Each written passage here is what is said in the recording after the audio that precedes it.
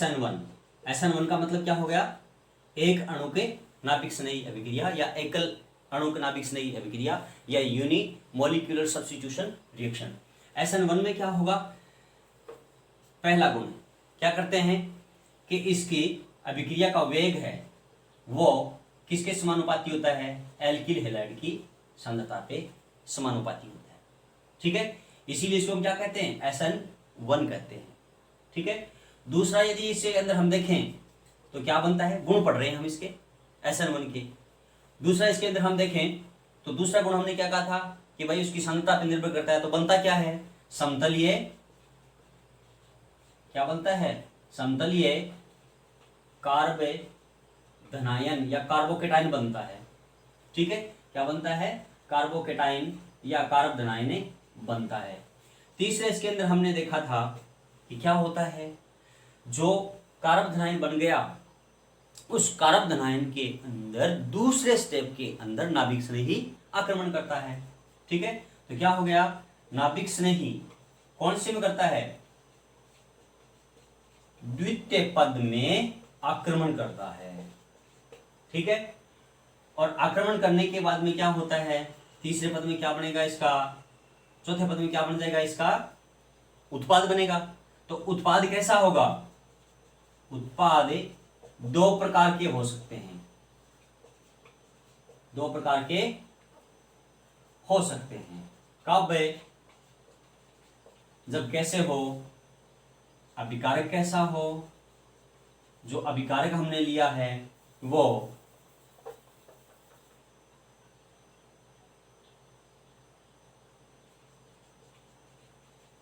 समतल ध्रुवीय प्रकाश में ध्रुवण पैदा करने वाला हो, यानी कि ऐसा कोई विलयन हो अभिकारक का कि क्या करे कि यदि इस प्रकाश को हम किससे गुजारें, इस जो हमने अभिकारक लिया इस अभिकारक में से गुजारे, तो ये क्या करता है, उस प्रकाश को घड़ी की दिशा में घूर्णन उत्पन्न करता है, रोटेट उत्पन्न करता है। तो उसको हम बोलते हैं डेक्स्ट्रो रोटेटरी, या क्या बोलते हैं इसको, दक्षिणावर्त घूर्णन युक्त अभिकारक है।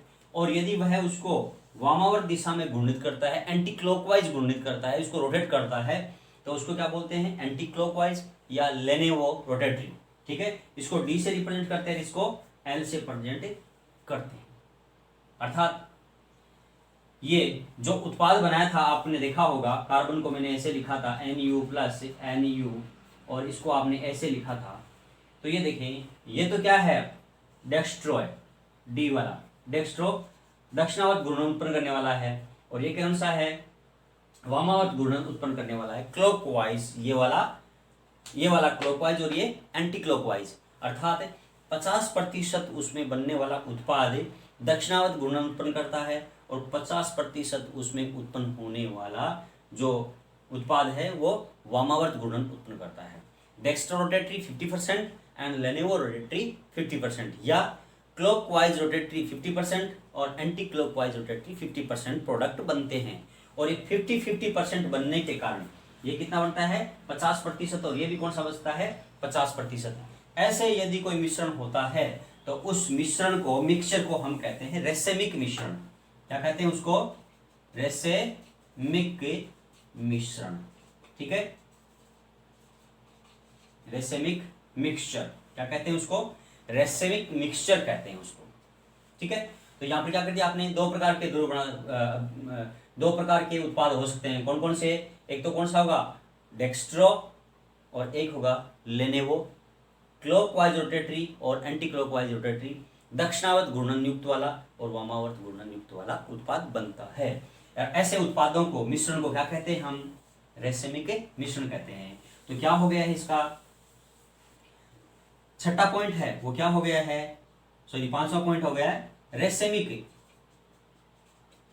मिश्रण बनाता है। क्या बनाता है, रेसेमिक मिश्रण बनाता है। ठीक है, तो ये गुण किसके हो गए, SN1 के। यदि हम SN2 की बात करें तो इसी के अंदर मैं SN2 लूं, साथ में करते जाए हम कि SN2 के अंदर अभिक्रिया का वेग किस पे निर्भर कर रहा था, नाभिक स्नेही तथा एल्किल हैलाइड की सांद्रता पर। तो किस पर निर्भर करता है? अभिक्रिया का वेग समानुपाती किसके होता है? एल्किल हैलाइड की सांद्रता और न्यूक्लियोफाइल की सांद्रता के समानुपाती होता है। तो यहाँ पर देखो कितने वो अभिकारक हैं? 2 अभिकारक है। 2 अभिकारक होने पर इसको क्या कहते हैं हम? बाइमोलिक्यूलर सब्स्टिट्यूशन रिएक्शन या द्विअणुक नाभिक स्नेही प्रतिस्थापन अभिक्रिया कहते हैं। तो इसके अंदर पहला गुण क्या हुआ? इसके अंदर तो अभिक्रिया का वेग केवल नाभिक स्नेही पर निर्भर करता है, जबकि SN2 के अंदर नाभिक स्नेही और एल्किल हैलाइड की दोनों की सांद्रता पर निर्भर करता है। दूसरा दिया है, तो दूसरा में आपने देखा है कि इसके अंदर SN1 के अंदर तो क्या बनती है? मध्यवर्ती एक समतल कार्बधनाएं बनता है, जबकि SN2 के अंदर क्या बनी थी? संक्रमण अवस्था बनी थी। क्या बनी थी? संक्रमण अवस्था। मध्यवर्ती कौन सी अवस्था बनी थी? संक्रमण अवस्था बनी थी। इसके अंदर जो SN1 है, SN1 के अंदर 2 पदों में अभिक्रिया संपन्न होती है, ठीक है ना? दूसरे पद के अंदर आक्रमण करता है, जबकि ये क्या थी? पहले ही पद में क्या होता है? वो जुड़ता है, उसी समय वापस से हट जाता है। जैसे ही मध्यवर्ती संक्रमण अवस्था बनती है, बनते ही वो अगले पद में क्या होती है? टूट जाती है, यानी एक पद में अभिक्रिया संपन्न होती है। तो अभिक्रिया कितनी होती है? एक पद में अभिक्रिया पूर्ण होती है, जबकि SN1 कितने पद में हुई थी? 2 में। पहले पद के अंदर तो बना था समतल कार्बनायन और दूसरे पद में वो आक्रमण करता है, जबकि इसमें क्या करता है?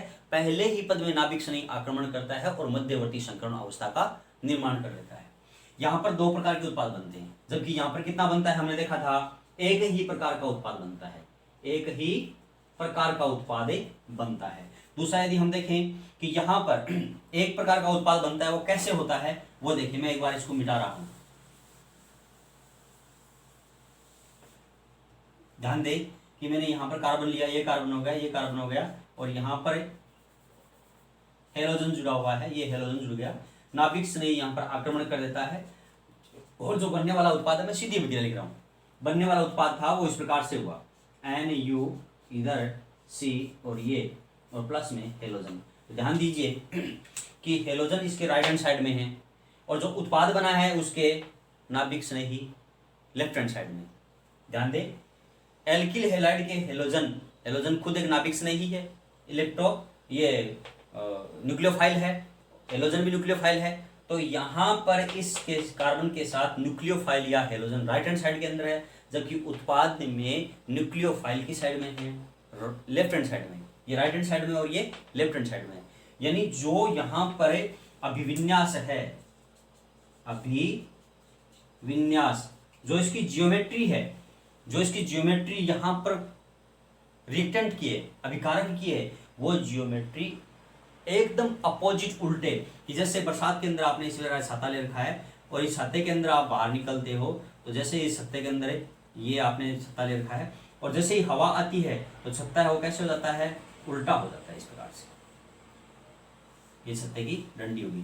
तो ये देखो, ये तो कौन सा है? ये वाला। ये कौन सा हो गया? ये कौन सा हो गया? ये, यानी उल्टा हो गया। और इसको बोलते हैं वाल्डन इन्वर्जन या वाल्डन प्रतिलोमन। हिंदी में कहते हैं वाल्डन प्रतिलोमन, इंग्लिश में कहते हैं वाल्डन इन्वर्जन। तो यानी तो यहाँ पर जो 2 उत्पाद बने हैं, इसके अंदर तो रेसेमिक गुण था, जबकि इसके अंदर कौन सा है? Walden inversion. तो कौन सा होगा इसके अंदर? वाल्डेन प्रतिलोमन। वाल्डेन प्रतिलोमन का अर्थ क्या हुआ? कि जैसा हमने अभिकारक लिया था उसका अभिविन्यास विपरीत रूप से उत्पाद प्राप्त होता है, तो वो कौन सा हो गया? वाल्डन इन्वर्जन हो गया। ये मुख्य गुण दोनों के साथ में कर दिया मैंने, कि यहाँ पर SN2 और ये SN1, दोनों के अंदर यही इसके अंतर हो गए, यही यहाँ पर इसके हो गया SN1 और SN2। अब देखें कि SN1 और SN2 की जो रिएक्टिविटी है वो कैसे होती है। पहले मैं SN1 की कोई अभिक्रिया लेता हूं, उसके बाद देखते हैं हम इसकी रिएक्टिविटी।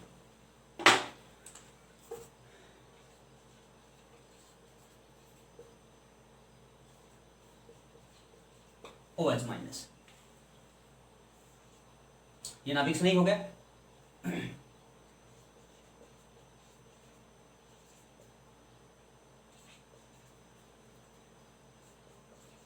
ये एक सिंपल अभिक्रिया होगी। ये SN1 भी हो सकती है, SN2 भी हो सकती है। कैसे होगी वो आगे देखें। यदि हम इसकी क्रियाशीलता की बात करें,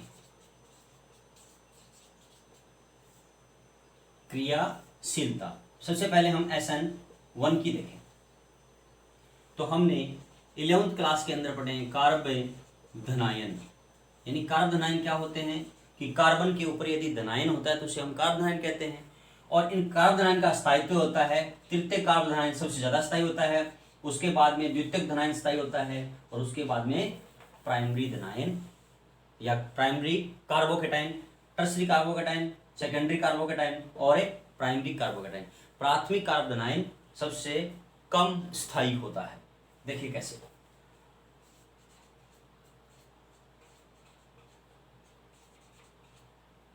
यहां देखिए कौन सा ये तृतीयक कार्ब धनायन। तृतीयक कार्ब धनायन क्या करता है कि यहां से एक हाइड्रोजन इसके पास ले लेता है, ये इस प्रकार से बना सकता है संरचना।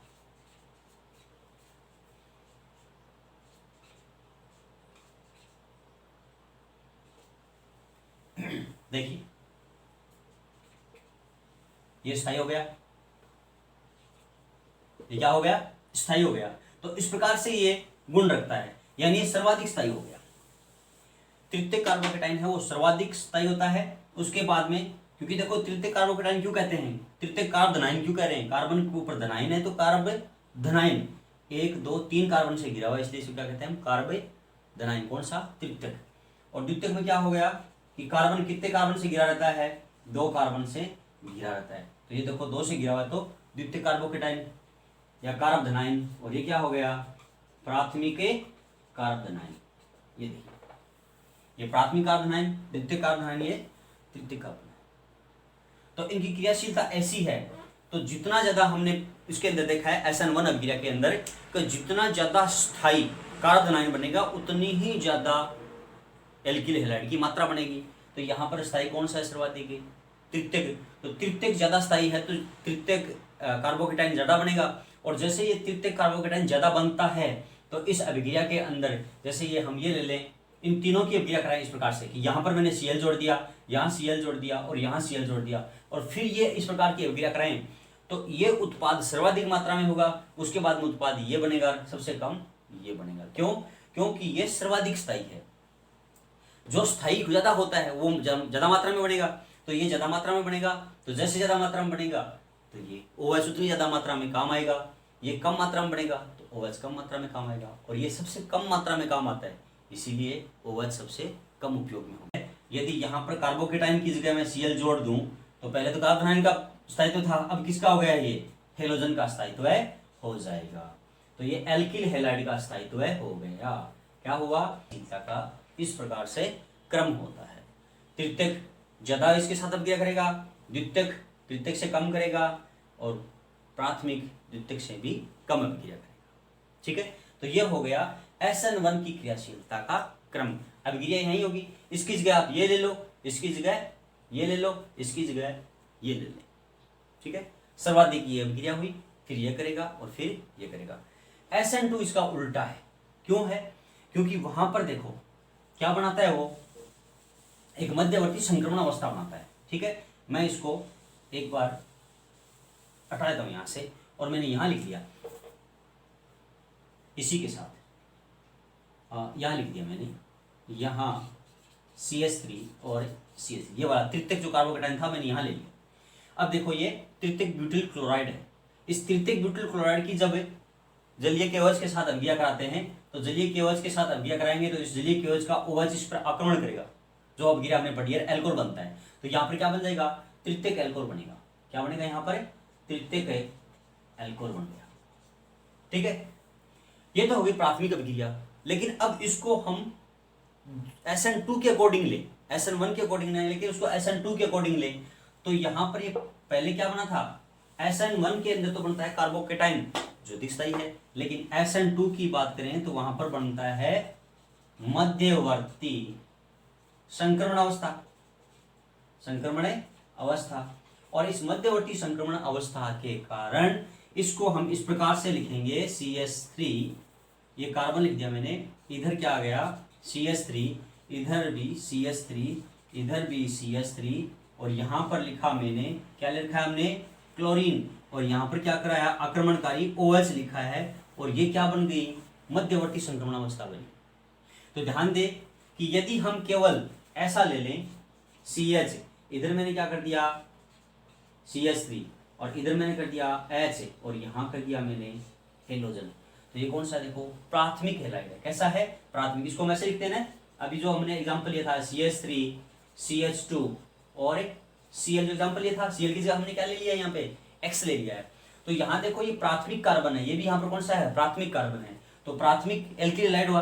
जबकि यहाँ पर कौन सा है 1 2 3 तो तृतीयक हुआ है। अब यहाँ देखिए कि इस कार्बन को मैंने ऐसे लिख दिया, मान लो ये CH3 और यहाँ H। अब देखिए इस कार्बन के चारों ओर 2 हाइड्रोजन है, इस कार्बन के चारों ओर कोई हाइड्रोजन नहीं है। यहां पर कार्बन का आकार इस हाइड्रोजन के आकार से बहुत बड़ा है। तो बड़ा होने के कारण जैसे ही मान लो कि ये बीच वाला कार्बन है और इस कार्बन के पास एक हाइड्रोजन यहां आ गया और एक मेथिल समूह यहां आ गया, एक हाइड्रोजन यहां आ गया और एक हेलोजन समूह यहां आ गया। अब देखो ये आसानी से यहाँ पर एडजस्ट हो रहे हैं ना। परंतु यदि हम ये स्थिति देखें तो यहाँ पर देखें कि ये कार्बन है, ये क्या है हेलोजन है, ये क्या है हाइड्रोजन है, ये हाइड्रोजन है। ये हाइड्रोजन तो यहाँ पर स्थापित हो सकते हैं इसके चारों ओर, लेकिन क्या इस कार्बन के चारों ओर इतने इतने बड़े बड़े आकार वाले क्या आसानी से यहाँ पर स्थापित हो सकते हैं? क्या नहीं हो सकते। क्यों? क्योंकि इनका आकार बड़ा होने के कारण आसानी से स्थापित नहीं होंगे। यहाँ पर त्रिविमीय बाधा होगी, यहाँ पर क्या होगी इसके चारों ओर ज्योमेट्री के अंदर स्पेस के अंदर बहुत ज्यादा इसके अंदर बाधा उत्पन्न होगी, बाउंडेशन होगी। बाधा उत्पन्न होने के कारण ये तृतीयक यहाँ OH इससे जुड़ने में आसानी नहीं रहेगी। परिणाम स्वरूप ये तृतीयक यहाँ पर एल्किल हैलाइड आसानी से अभिक्रिया नहीं देता। फिर से बता रहा हूँ क्यों नहीं देगा कि ये देखो कार्बन है, इस वाले ये प्राथमिक है, प्राथमिक के चारों ओर हाइड्रोजन है देखो 2, तो ये हाइड्रोजन मैंने ये इसको कार्बन ले लिया और कार्बन से ये कार्बन हाइड्रोजन जुड़ रहा है, ये कार्बन जुड़ गया, इसका आकार मैंने बड़ा लिख दिया। हेलोजन है उसका आकार और भी बड़ा लिख दिया। तो बड़े आकार वाले यहाँ पर 2 है प्राथमिक के अंदर, तो बड़े आकार वाले 2 है तो यहाँ जुड़ गए। ठीक है, अब बड़े आकार वाला एक और आ सकता है तो वो भी आसानी से जुड़ सकता है। लेकिन क्या बड़े आकार वाले देखो OH का भी बड़ा आकार है, हेलोजन का भी बड़ा आकार है, मेथिल का भी बड़ा आकार है और यहाँ मेथिल का भी बड़ा आकार है और इस मेथिल का भी बड़ा आकार है। तो क्या बड़े आकार वाले यहाँ पर क्या व्यवस्थित तो हो सकते हैं इसके चारों ओर? नहीं हो सकते। तो त्रिविमीय बाधा उत्पन्न होने के कारण क्या नहीं होगा, ये अधिक क्रियाशील नहीं होता है। किसके लिए? SN2 में, क्योंकि मध्यवर्ती संक्रमण अवस्था बनती है और इस मध्यवर्ती संक्रमण अवस्था में इनका त्रिविमीय विन्यास में इनके आकार बड़ा होने के कारण ये अभिक्रियाएं मंद प्रदर्शित करते हैं या मध्यवर्ती संक्रमण अवस्था कम बनती है। जब कम बनेगी तो क्रियाशीलता भी क्या होगी? कम होगी। ठीक है, इस प्रकार से इनकी SN2 की जो क्रियाशीलता का क्रम है वो इस प्रकार से होता है। प्राथमिक की सबसे अधिक होती है क्योंकि प्राथमिक कार्बन के चारों ओर स्थान कम होता है। फिर द्वितीयक की होती है वो फिर तृतीयक एल्किल हैलाइड की होती है। या इसको लिख दिया आपने CH3 CH2 यहाँ पर X लिख दिया, फिर ग्रेटर देन क्या किया आपने CH3 CH2 यहाँ X कर दिया, ये द्वितीयक हो गया और आपने फिर से किया CH3 एंड X, ये तृतीयक एल्किल हैलाइड, द्वितीयक एल्किल हैलाइड और प्राथमिक एल्किल हैलाइड। प्राथमिक एल्किल हैलाइड सबसे कम है क्योंकि इस कार्बन के ऊपर 2 हाइड्रोजन जुड़े हुए हैं, यहाँ पर त्रिविमीय बाधा उत्पन्न नहीं होगी और आसानी से क्या बना लेगा? मध्यवर्ती संक्रमण अवस्था। ये थोड़ा सा मुश्किल से बनाएगा और ये बहुत ही मुश्किल से बनाता है, इसीलिए अभिक्रिया लगभग न के बराबर होती है। अब ये होगी SN1 और SN2, यानी एक अणुक नाभिक स्नेही प्रतिस्थापन अभिक्रिया और द्विअणुक नाभिक स्नेही प्रतिस्थापन अभिक्रिया। दोनों के अंदर हमने अंतर देख लिया, दोनों की क्रियाविधि देख ली। एक बार सच्ची नजर से क्रियाविधि को हम फिर से देख लेते हैं।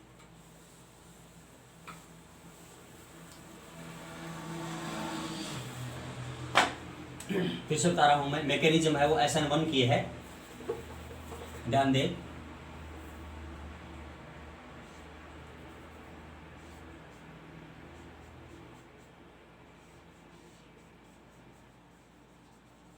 यहाँ पर कोई समूह जुड़ेगा, कार्बन या हाइड्रोजन जो भी जुड़ेंगे वो तो आपके बिल्कुल सामने का होगा और ये बिल्कुल बोर्ड के पीछे होगा, ये तल में होंगे।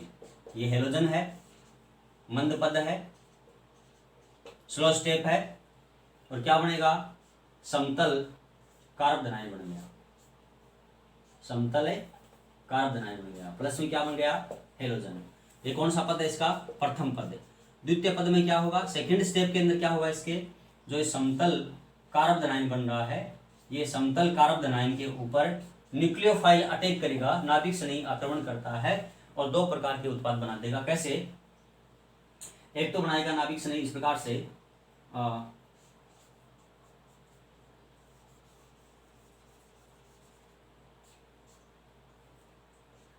NU प्लस NU इधर ये, और इस प्रकार से। ये कौन सा है, देखो ये राइट हैंड साइड में है इसलिए इसको बोलते हैं डेक्स्ट्रो, ये लेफ्ट हैंड साइड के अंदर है नाभिक स्नेही इसलिए इसको बोल दिया हमने लेनेवो।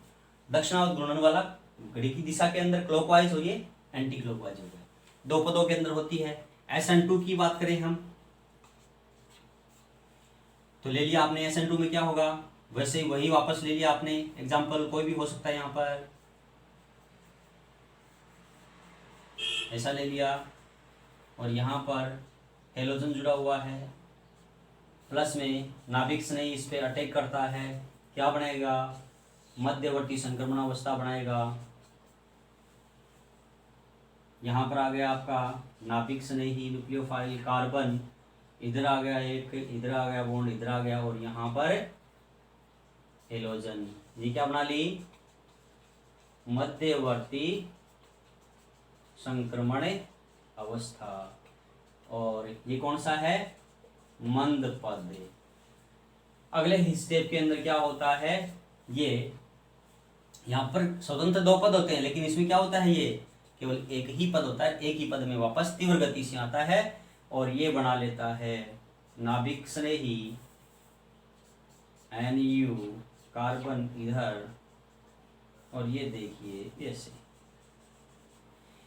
इसका जो विन्यास है दोनों का विपरीत है, इसीलिए इसको बोलते हैं वाल्डन इन्वर्जन या वाल्डन प्रतिलोमन। और इसमें देखें इसका जो विन्यास है उसके जैसा विन्यास वाला भी और इसके विपरीत विन्यास वाला भी उत्पाद बनते हैं। ये होता है इसका रेसमिक गुण और ये होता है इसका वाल्डन इन्वर्जन या इसका वाल्डन प्रतिलोमन गुण होता है। ये इनकी SN1 की क्रियाविधि है और ये SN2 की क्रियाविधि है। अब मैं एक एक एग्जाम्पल ले लेता हूं इसका।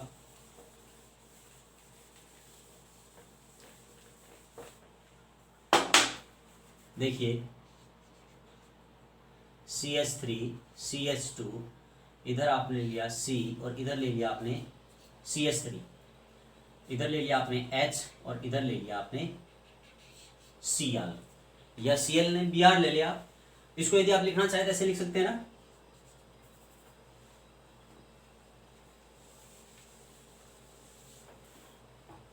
इसको लिखना चाहे तो आप ऐसे लिख सकते हो। इसको कैसे लिखें, देखो कार्बन कितने हैं, 1 2 3 4, कार्बन कितने हो गए 4। तो इसको लिखा आपने CH3 CH2 CH, यहाँ पर आपने कर दिया CH3 और Cl। इसको क्या नाम देंगे यहाँ पे, 2-क्लोरोब्यूटेन। क्या नाम दिया इसका, 2-क्लोरोब्यूटेन। और इस 2-क्लोरोब्यूटेन को हम ऐसे लिख दें, लिख सकते हैं ना, क्योंकि इसको मैंने काट के और यहाँ लिख दिया मैंने CH3 और CH2, इसको मैंने काट के यहाँ लिख दिया और इस मैथिल समूह को मैंने इस साइड में लिख दिया। हाइड्रोजन है यहाँ पर, इस हाइड्रोजन को मैंने यहाँ लिख दिया। तो ये कौन सा है, 2-क्लोरो, कार्बन है 4 तो ब्यूटेन 1 2 3 4 तो 2-क्लोरोब्यूटेन। ये देखें इस कार्बन के चारों ओर जुड़े हुए प्रतिस्थापी इस साइड में देखो अलग है, ये भी देखो अलग है, ये समूह एथिल है, ये समूह मेथिल है, ये हाइड्रोजन है, ये क्लोरीन है। इस प्रकार से कार्बन से जुड़े हुए चारों समूह भिन्न भिन्न प्रकार के होते हैं। तो उस कार्बन को हम स्टार से लिखते हैं, किसे लिखते हैं, उसको स्टार से। और स्टार में लिखते हैं तो उसको हम कहते हैं किरल कार्बन परमाणु। क्या कहते हैं उसको, किरल कार्बन परमाणु। सबसे पहले क्या करेगा, ये मंद पद में इस प्रकार से ये कार्बोकेटाइन का निर्माण कर लेगा, CH2 CH3 इधर CH2 और इधर क्या बना लिया इसने H, या इसको H को आप इसको सीधा लिख दो, यहाँ CH3 और इधर H, यहाँ कार्बोकेटाइन ऊपर धनावेश और यहाँ पर Cl माइनस हो गया। ठीक है, अब जो हमने यहाँ पर NU लिया है, क्या लिया है, NU, तो NU माइनस नेगेटिव क्या होता है, जैसे मैंने KOH लिया, ये जलीय KOH है, कैसा है ये, जलीय KOH।